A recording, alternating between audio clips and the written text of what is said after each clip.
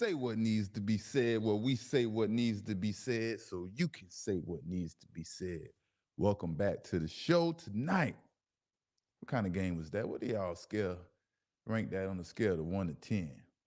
10 being the absolutely best game you ever seen in your life, and 1 being the boringest game that you ever experienced. And tonight was just some bad football. What you call bad football? That is just horrible, horrible football play right there tonight. Horrible football play tonight. It was only one positive sign tonight. That was the backup quarterback. That was the backup quarterback. Say what needs to be said. The Saints versus the Broncos. We're going to talk about the Saints versus the Broncos. We're going to talk about the Davante Adams trade to his buddy, the New York Jets and Aaron Rodgers. We're going to talk about Travis Hunter and how he explains why he deserves the Heisman Trophy. We're going to get into it tonight.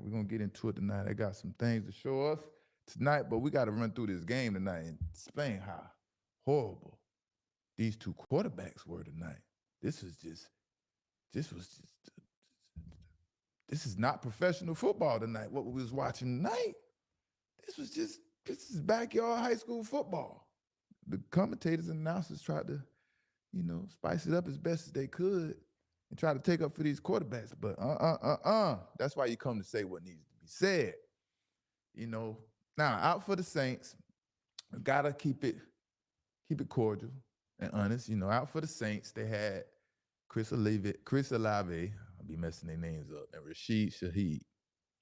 So they was out, but they wouldn't have made a goddamn difference tonight.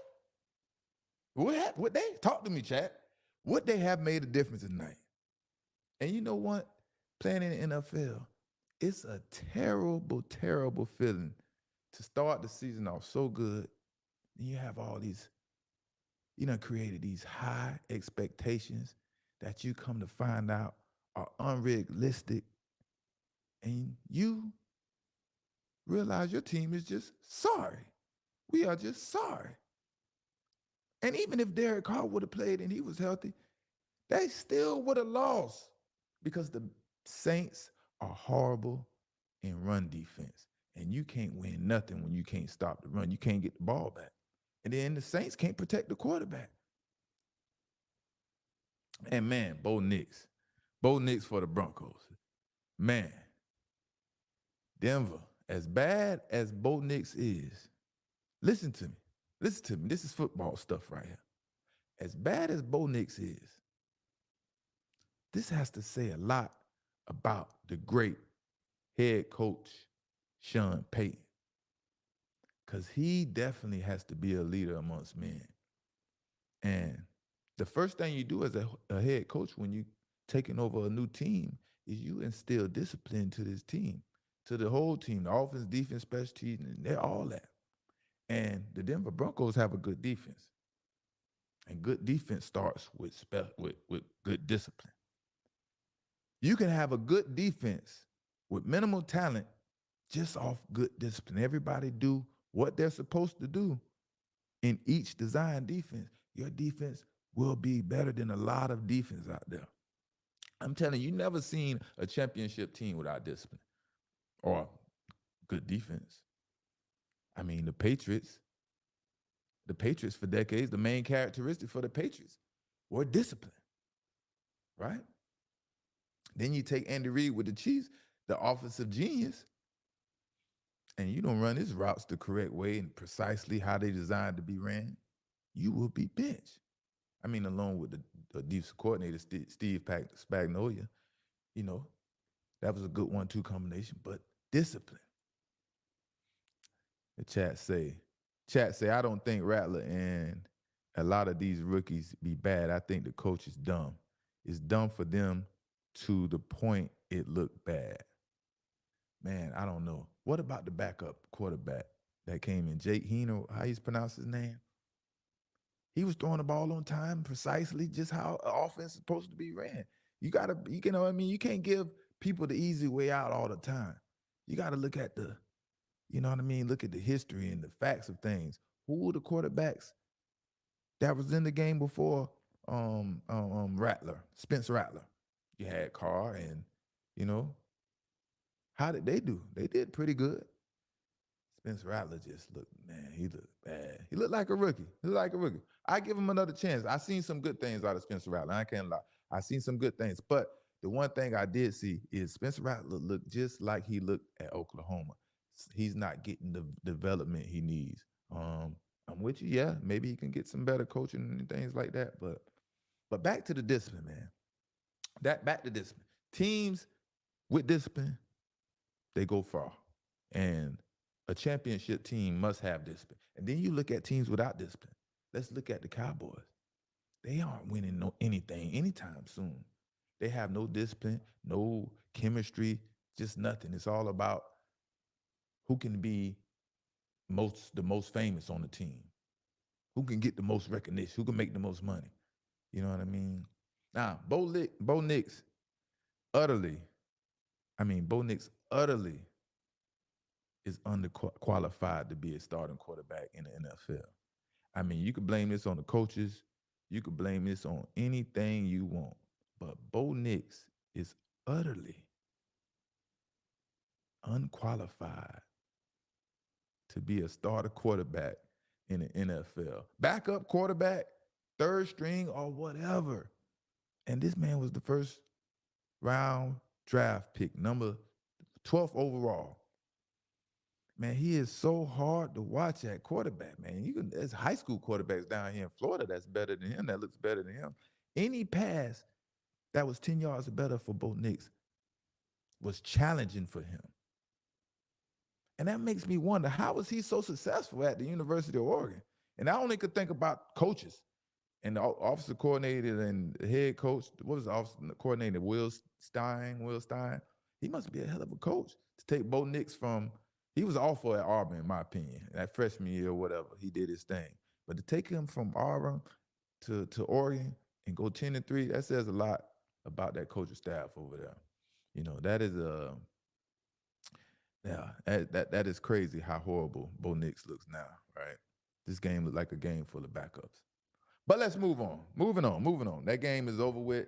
Call it a defensive game or whatever you want to, man. Denver Broncos, man, they get some good quarterback play. They can be all right. The defense is solid. The defense plays really good. They attack the quarterback. They get pressure on the quarterback, and they run the ball well. 200 and something yards rushing. Man, Saints, get ready for the offseason, baby. Get ready for the offseason. Now, you got Davante Adams and Aaron Rodgers. This whole New York Jets craziness is going on. And what did I tell y'all about the firing of Robert Saleh and how Aaron Rodgers affected this decision? Now, the whole world knows Aaron Rodgers is the reason this man was fired, despite what Aaron Rodgers might say. But now you got to understand, people don't really understand their next move when they're making their first move. Now, the pressure's on Aaron Rodgers. He ultimately has a point to prove. And he has a point to prove because he blamed everything on the head coach.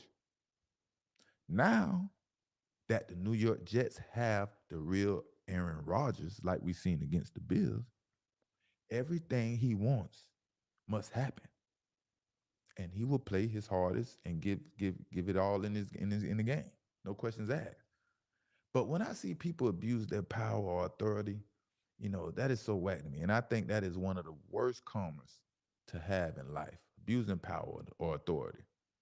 The amount of effort Aaron Rodgers played with against the Bills, and I'm not talking about how well he played. I'm talking about his effort. It was completely different than weeks before, right? Against the Bills. And it is clear to me. It is definitely clear to me that the owner of the Jets, Woody Johnson and Aaron Rodgers, have a personal, very critical relationship. And he trusts Aaron Rodgers and what he wants for that team. He thinks Aaron Rodgers will get him that Super Bowl.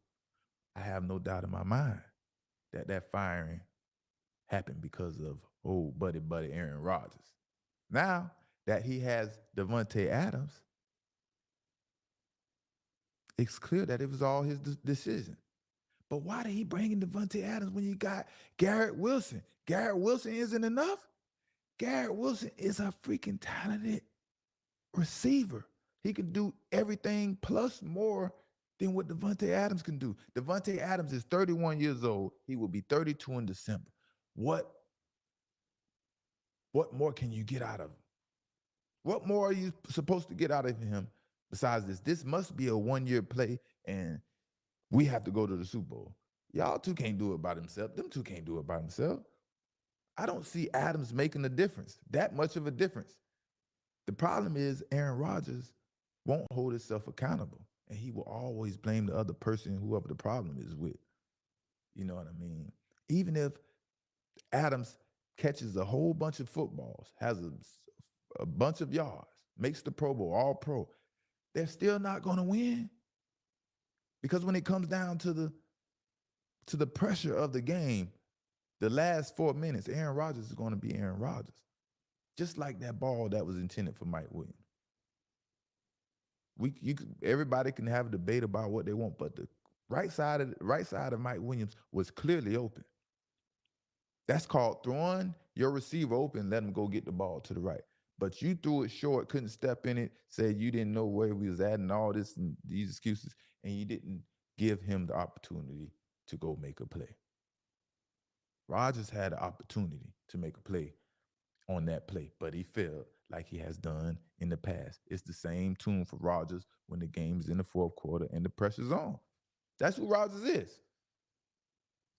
And he has a great talent in Garrett Wilson, so he doesn't have an excuse, man. Wilson has the same, if not more talent than Davante Adams. Now we're going to see.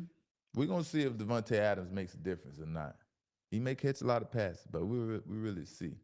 And Garrett Wilson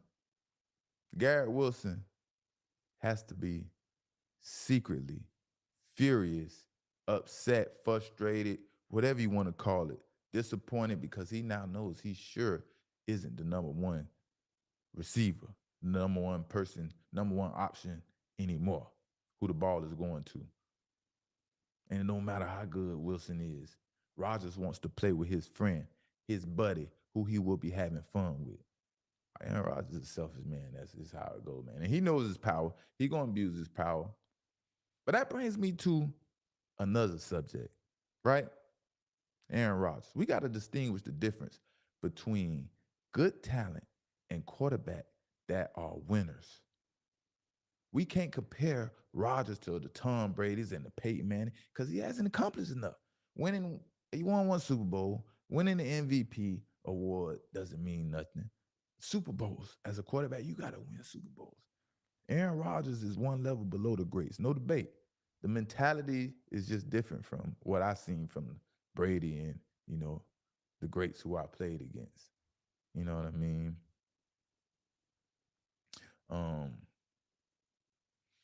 Yeah.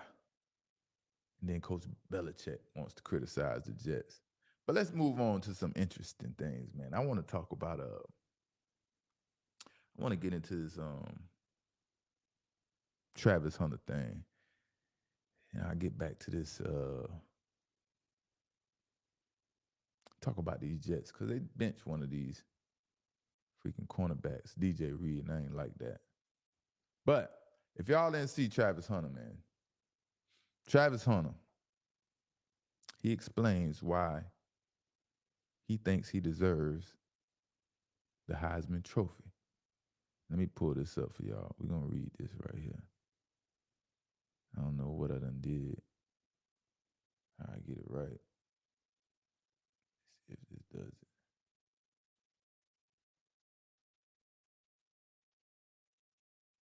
There we go. Let's talk about this real quick. I got to read this from my phone. Y'all follow me here.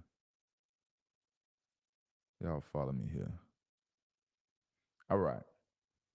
The Heisman Memorial Trophy, also known simply as the Heisman Trophy, is awarded annually since 1935 to the top player in college football. It is considered the most prestigious award in college football and presented by the Heisman Trophy Trust in early December. The most recent winner is former LSU Tigers quarterback Jaden Daniels. All right, Heisman Trophy awarded for. Wait. The Heisman Trophy is awarded for outstanding performance, which best exhibits the pursuit of excellence with integrity.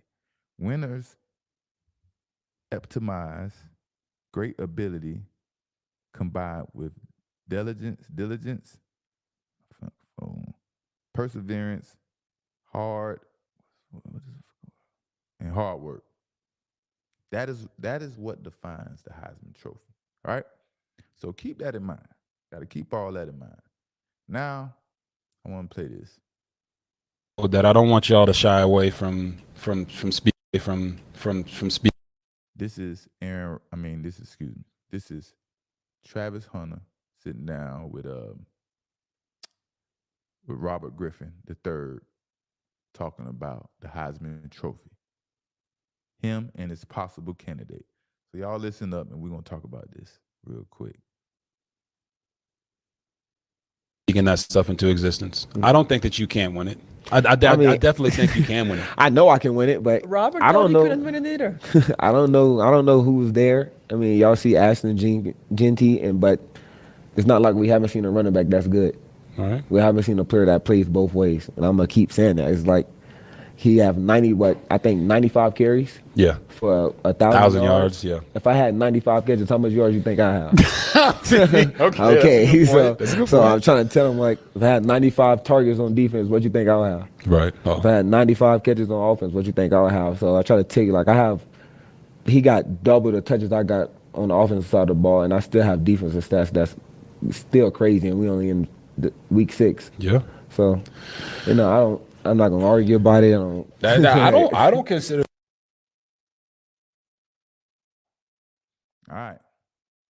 So he's going over the stats and saying nobody done what he has done, but I guess we know what he means. The amount of plays he plays on both sides. Now, but it ultimately comes down to the stats. What are the stats? Now let's look at the stats. Let's get into the stats. All right, this is Travis Hunter. All his college years, but we're gonna look at 23 and 24. I'll just look at 24 right now. 2 interceptions, 3 passes defended, battling some injuries, whatnot. Now you take the receiving.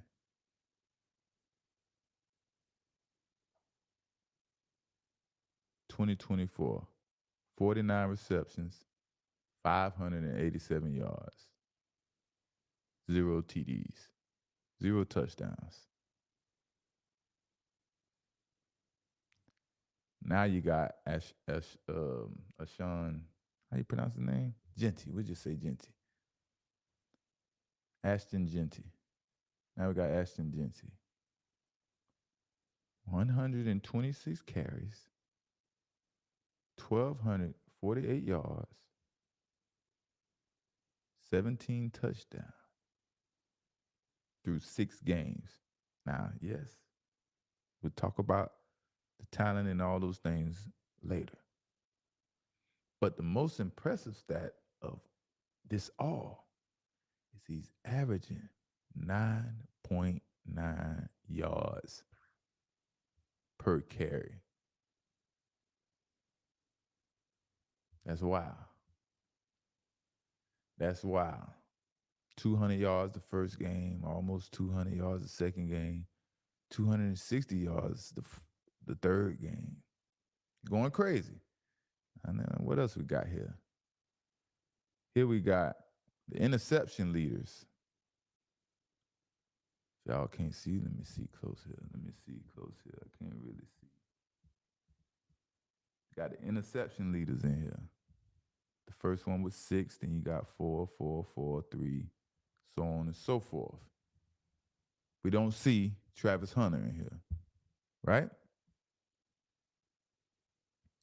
Then You got the reception leaders from this season. Travis Hunter should be. I remember seeing him on here. Y'all don't see Travis Hunter on here? Because he has 500 something yards receiving. He's not the top 18. But he's somewhere up there. Top 25. Let's say he's in the top 25. And then you got Ashton Genty, leading the nation in rushing, 1,248 yards. And the second person behind him has 937 yards. So, my question is, what do y'all think? This is pretty interesting. Ashton Genty or Travis Hunter? Like, I always like to mention, don't get caught up in the hype when you want to come to a conclusion, right? Look at the facts. And that is Travis Hunter is very talented. And what he is doing has never been seen before as far as the amount of plays he plays on offense and defense, a two-way player. But what does these two players' production actually look like? Right? Does Travis Hunter deserve to win the Heisman over Ashton Genty? And personally, I think Travis Hunter is starting to fall off. You know, he has a lot of hype and a lot of recognition. Anything he does is going to be capitalized, you know, to the highest magnitude because of what he's surrounded around, and where he's at right now, University of Colorado. But I mean, I think the single season rushing record is like 2,600 yards held by, is it Barry Sanders or something like that? Right? Now, if he accomplished that, boom, that's a no-brainer. But if you go over 2,000 yards, averaging 10 yards a carry, that's kind of tough to beat. Travis Hunter have to come back strong. He needs if he could get 1,000 yards receiving, 4 or 5 interceptions, yeah, have to give it to Travis Hunter. He is doing some amazing work. I previously talked about Travis Hunter. Shedeur Sanders was a better quarterback without Travis Hunter. That's another thing to look at. I don't know I don't know what the voters and the process entails of, but if they look at that last game against Kansas State, the receivers and the offense did pretty good while Travis Hunter was not there. So is that an argument or is that not an argument?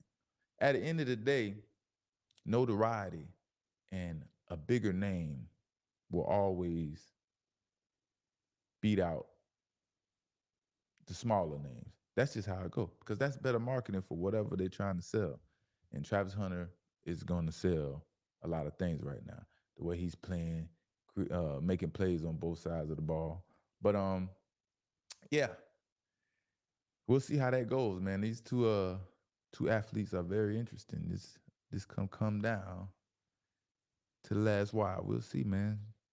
These quarterbacks. Any quarterbacks in there? Shedeur Sanders? I don't hear people talking about Shedeur Sanders as a Heisman candidate. What do y'all think, man? Y'all talk to me in the chat.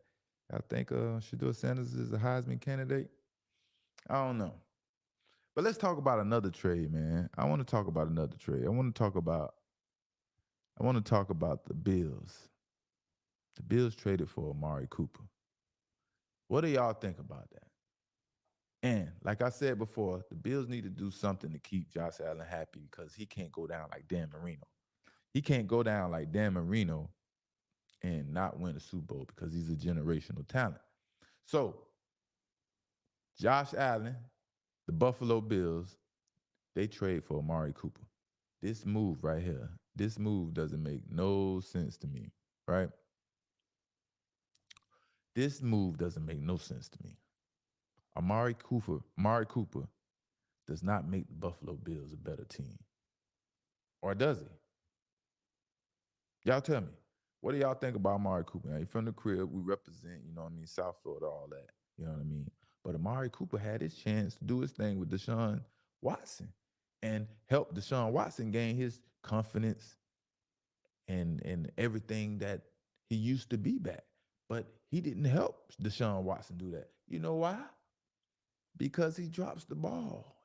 Every time I see him, every time I watch Amari Cooper play in a game, he drops at least one ball. Seems like he averaged one ball per game.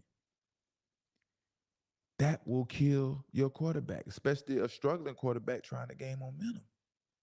Now, there are plenty other options out there. Why did it have to be Amari Cooper, who's in his 10th year, third or fourth team? Why not go after Garrett Wilson from the Jets? That's a totally better option. And this Amari Cooper thing with Josh Allen, I'm telling you, he's not going to win in well. It's like I'm desperate. Yeah, you're desperate because the receivers are hurt and so on and so forth. But there's so much more talent out there you can have chose from besides Amari Cooper. And Josh Allen needs a receiver that is going to complement him. A bigger target, a bigger, faster target that will complement his ability to escape the defense, and because that's what he wants to do. Amari Cooper is a route runner who used to be fast and explosive. Not no more. He's not tall. His arms not long. He doesn't out jump people for the ball. He's just a receiver that is a good route runner. And then he'll drop passes in key moments. So how is that going to help the team? He's not the receiver that's going to catch the ball short yardage, make you miss, take it to distance. That's what Josh Allen needs. He needs a game changer. I mean, even Stephon Diggs was okay, but he wasn't that. You know what I mean? And I'm not saying, like I said, I'm not saying the Bills didn't need a receiver, but I'm saying they need a receiver that can help Josh Allen make it to the next step and to the next level. And that's the Super Bowl or the championship or the AFC, you know, get back to glory. Because Josh Allen needs to be there. And there were so many candidates. Like I said, they had Garrett Wilson, like I mentioned previously, got Darius Slayton from the Giants, traded for him. Calvin Ridley of the Jaguars. I mean, there was plenty of talent out there. Where their production at right now, where their production is right now, that's another story. But as long as they're fast, they can catch, and they can, you know what I mean? They got they got talent. You can't get caught up in the name. And that's what it seems like coaches, scouts, everybody do. It seems like coaches, scouts, players, they continue to get caught up in these big names. Oh, such and such here. Amari Cooper. Oh, he caught for 1,200 yards in 2018. It's 2024. You know what I mean? So, yeah, that was a little quick piece of night, man, after this Thursday night game that was just, oh man, just some bad football. What was that tonight? That was horrible. I can't believe I stayed up and stayed entertained enough. I guess I don't know if I was entertained. I was waiting to see PS2, you know, Patrick Surtain the second, but unfortunately he was out, man. You know, Chris Olave, then you had Rashid Shaheed, he was out. So it was meant to be a crazy game. But we'll see this weekend, man. A lot of football coming up. Say what needs to be said. Gonna see y'all next time. Salute to the chat. Y'all mess with me next time. I'm out, man. See y'all.